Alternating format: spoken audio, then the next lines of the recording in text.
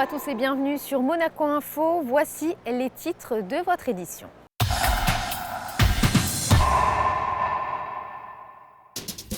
Nous ouvrirons ce journal avec les élections communales. Nous reviendrons sur la soirée électorale qui avait lieu ce dimanche. Nous parlerons d'une exposition Frontières croisées qui se tient à la Maison de France jusqu'au 20 mars. Nous assisterons à la répétition du concert caritatif L'Orchestre des Carabiniers du Prince fait son cinéma. Et enfin, retour sur la 4e Pink Ribbon Monaco qui avait lieu ce week-end. Et vous le savez certainement, c'est la liste du maire sortant Georges Marsan qui a remporté ces élections communales. Elle devance largement la liste de Franck Nicolas. Les résultats ont été proclamés dans la nuit de dimanche à lundi après des heures de dépouillement. Le récit de Patricia Navarro.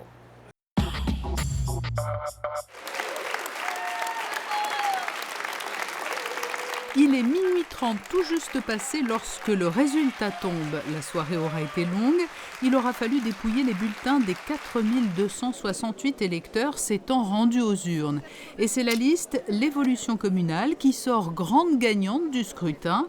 Malgré le système du panachage, c'est la liste entière qui a été élue. La première des satisfactions, c'est que les Monégasques sont mobilisés puisqu'avec une participation de pratiquement 61%, dernière date c'était en 1991, c'était ma première élection, aujourd'hui c'était 64, donc aujourd'hui ça veut dire que c'est une victoire pour notre institution, cette participation. La deuxième chose, c'est que notre liste évidemment a fait un résultat quand même fabuleux avec une liste structurée, complète en face, avec des appuis, comme on l'a dit, des appuis politiques, des différents partis politiques. Donc aujourd'hui, on sait que la liste de l'évolution communale pèse plus de 70% sur l'échiquier monégasque. Cette année, à la différence du dernier scrutin communal, une deuxième liste était donc engagée.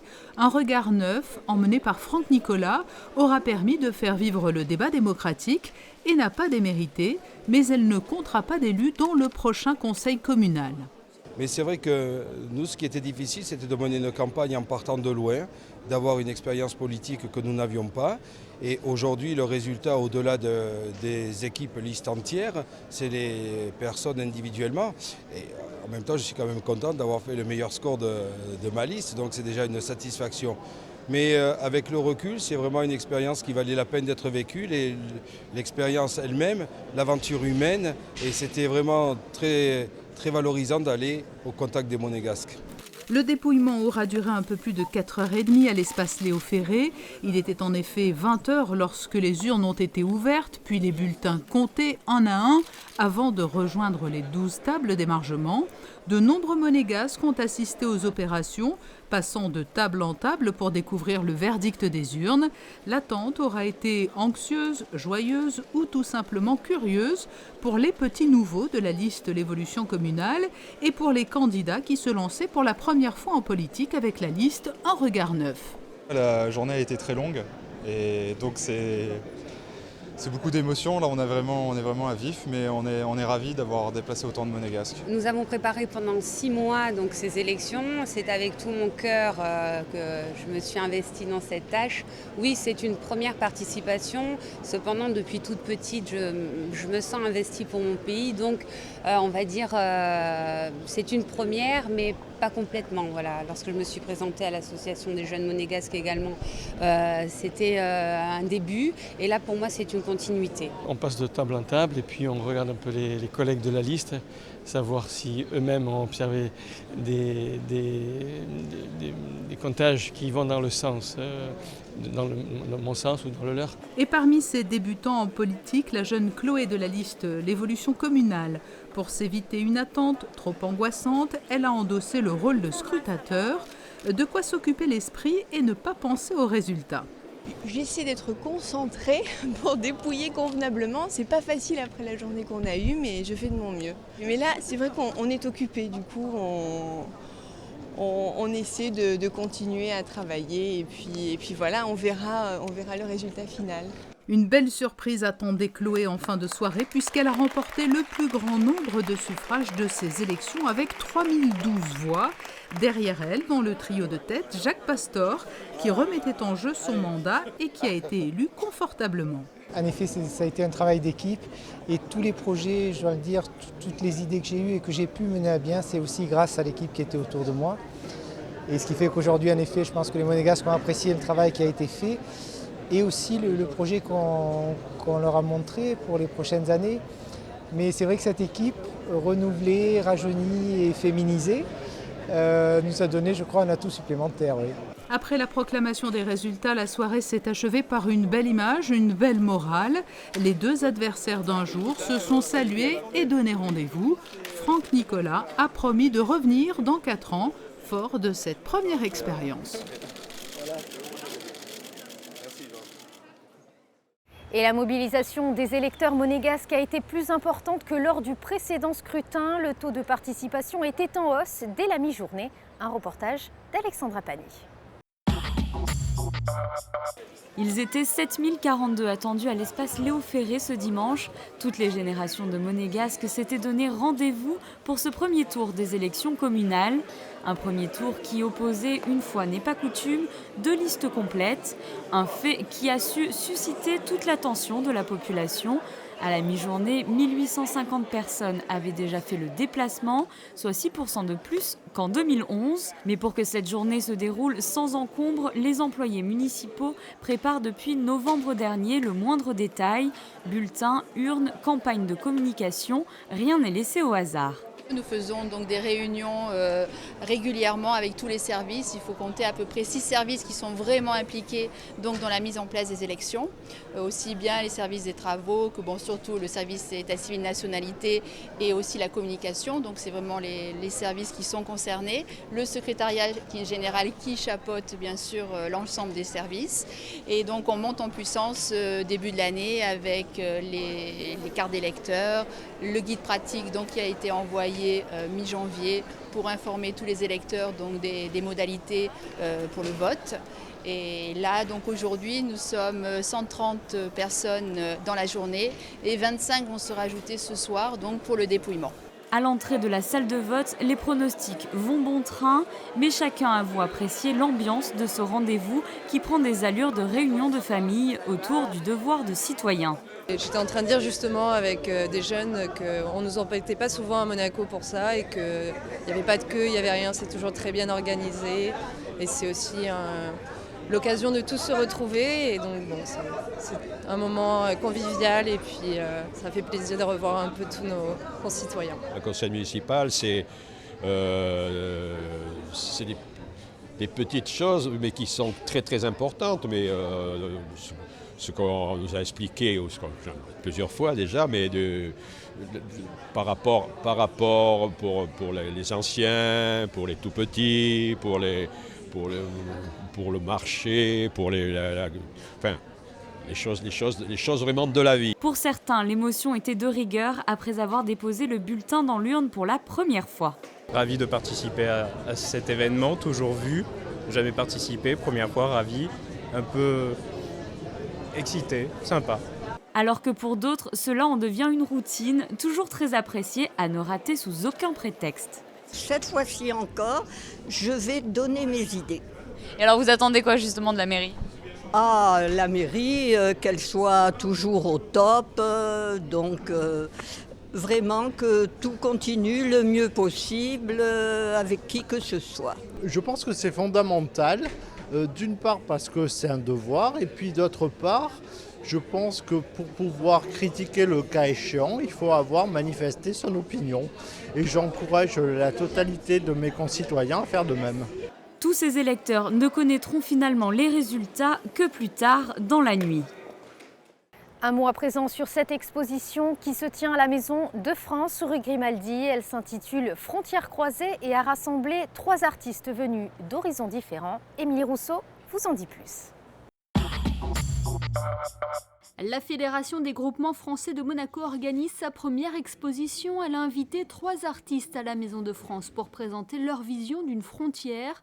Entre poésie, philosophie et réflexion individuelle, la frontière devient alors prétexte à un éveil artistique. C'est un thème qu'on a choisi rapidement, mais on trouvait le thème très pertinent puisque frontières croisées, évidemment, la frontière à Monaco c'est très sensible. Il y a relation entre la France et Monaco et c'est une histoire longue de 8 siècles. Et on trouvait intéressant de faire travailler les artistes contemporains sur la frontière. Qu'est-ce que la frontière? Un pont, un mur, une séparation, un échange culturel, c'est tout ça en même temps. Donc chaque artiste a été amené à travailler sur cette notion, à expliquer sa vision du monde et la notion de la frontière. 3 visions différentes pour 3 styles, 3 sensibilités différentes. Les artistes se sont répartis les 3 étages du bâtiment situé rue Grimaldi. Lors de cette visite, on découvre tout d'abord cette toile de Florence Nief, une toile énergique, légère, qui nous invite plus à ressentir la frontière qu'à la visualiser. Je suis partie du rouge de Monaco, d'aplats de couteaux que j'ai fait spontanément, qui me revenaient des souvenirs de mes dernières expositions sur Monaco, et de vouloir faire palpiter comme le cœur rouge de tout ce qui se passe à Monaco et la frontière diffuse des échanges qui se passent par la matière, par toutes ces petites perles qui se promènent sur la toile, et représenter la France de façon légère, aérienne, peu intrusive, et tous ces fils qui courent comme ça, toutes ces perles qui reprennent la matière et qui reprennent aussi bien les mots liberté, la devise de la France, fraternité ici, égalité, et terminé par la liberté, l'océan de la mer Méditerranée qui borde Monaco.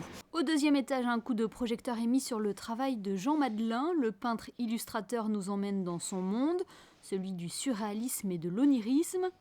Le 3e artiste s'appelle Jon Kost. Lui travaille sur la notion de frontière entre la tradition et les bouleversements modernes. Il utilise plusieurs méthodes qui engagent son corps et qui invitent à la réflexion et à l'échange. Un impressionnant travail de relief qu'il dessine à la mine de plomb. Ici, je détourne un peu le process de la calligraphie en reprenant un outil occidental. Et donc là, j'accepte les erreurs, je les montre et elles se cumulent. Et en se cumulant, elles vont créer du relief. Donc c'est en acceptant ces erreurs que le relief apparaît. Et vous faites également participer les visiteurs dans votre travail? Tout à fait, parce que j'apprécie la nuance entre l'art contemporain et le design. Et à ce titre, il faut engager le spectateur il faut l'engager au-delà de sa réflexion. Il faut l'engager physiquement, puisque c'est la base de mon propos. Et donc, je lui propose d'effacer mon travail, tel un mandala tibétain. Lors de cette exposition, Jon Kost va accomplir une performance monumentale. Il compte tracer 5469 mètres de ligne, chiffre correspondant à la frontière terrestre entre la France et Monaco. Frontière croisée est à découvrir jusqu'au 20 mars à la Maison de France, de 13h à 18h. Parlons musique à présent avec l'Orchestre des Carabiniers du Prince qui offrira un concert caritatif ce mercredi sur le thème des musiques de film.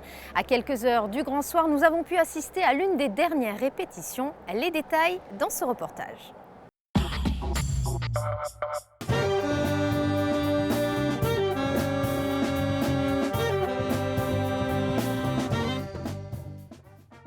60 musiciens sur scène pour une noble cause, l'Orchestre des Carabiniers du Prince se prépare à offrir un concert articulé autour de célèbres musiques de films.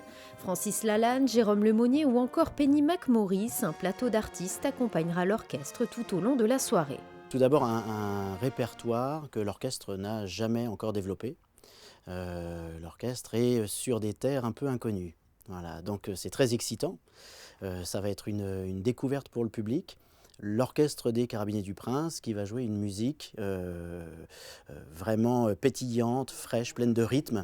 On ne l'attend pas sur ce terrain-là. Je voulais quelque chose, une accroche qui soit populaire, qui plaise à tout le monde. Mon but lors de cette soirée, c'est de surprendre. Alors, il y aura des surprises et l'orchestre va vraiment surprendre tout le monde. L'orchestre fait partie intégrante de l'unité des carabiniers. Les musiciens participent également à tous les services dévolus à la compagnie. Le planning des répétitions s'avère donc très compliqué à gérer pour chacun. Un mois, moi j'ai passé tout mon mois de février à réécrire la musique, puisque je ne l'ai pas composée. Les musiques de film ne sont pas de moi, bien sûr. Mais j'arrange toutes ces musiques de film pour qu'elles soient... pour que les partitions que mes musiciens vont avoir devant eux soient les plus efficaces possibles et qu'ils puissent les jouer en un minimum de temps. Parce que malheureusement, je ne les vois pas ni tous les jours, ni toutes les semaines, ni même tous les mois. Et ensuite, les musiciens travaillent les partitions que je leur glisse dans les boîtes aux lettres, chez eux, sur leur temps de repos. Ils ont une motivation à toute épreuve.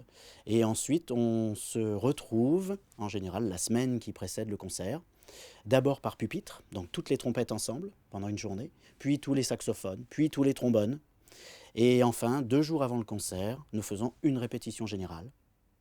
La veille du concert, un calage sur place, dans la salle de concert. Tous les bénéfices de cette soirée seront reversés à l'association Le Rocher du Cœur, l'objectif étant d'apporter aux enfants hospitalisés des moments de rêve et d'évasion. L'Orchestre des Carabiniers du Prince fait son cinéma ce mercredi sur la très belle scène de l'Auditorium Régnier 3 à 20h. Et sachez que la billetterie et les réservations sont assurées par le Kiwanis Club de Monaco. Restons dans le domaine associatif avec Pink Ribbon qui a organisé ce dimanche une marche dans les rues de la Principauté. Comme chaque année, cet événement permet de contribuer à la lutte contre le cancer du sein. Je vous propose justement d'écouter la présidente de l'association. Comme tous les ans, depuis 4 ans, on est ici malgré le temps. On est surpris et ravis d'avoir accueilli plus de 200 personnes. On a eu les inscrits ce matin et on est comblés vraiment. C'est une marche de sensibilisation et de soutien pour les victimes du cancer du sein. On accueille tout le monde, des femmes bien sûr, des victimes, des gens qui marchent pour leur famille, pour leur être aimés. On accueille les maris, les enfants qui ont perdu quelqu'un de cher ou alors qui soutiennent leur maman ou leur sœur ou leur ami. Et ces propos étaient recueillis par Frédéric Elion. Passons à présent aux prévisions météo. Mardi, prolongement d'une période instable avec une possibilité d'averse. Les températures iront de 10 à 14 degrés. Mercredi, un ciel toujours partagé entre nuages et apparition du soleil avec un thermomètre restant très clément. Jeudi, belle journée, très peu de vent avec un mercure stationnaire. Et enfin, vendredi, un début de week-end ensoleillé avec une maximale de 17 degrés. C'est la fin de cette édition, merci de l'avoir suivi. À présent, la suite de vos programmes. Très bonne semaine à tous sur Monaco Info.